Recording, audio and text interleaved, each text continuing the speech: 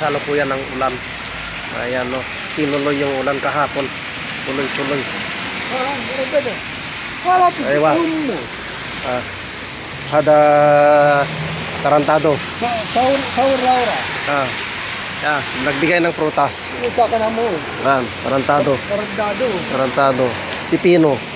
Yan, daming binigay. Ayan, maganda-ganda ngayon ang panahon dito sa Saudi. Hindi katulad nung nakaraang taon. Ayan guys. Ayun.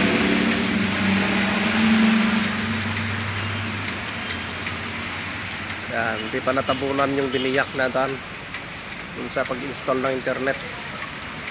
Yan.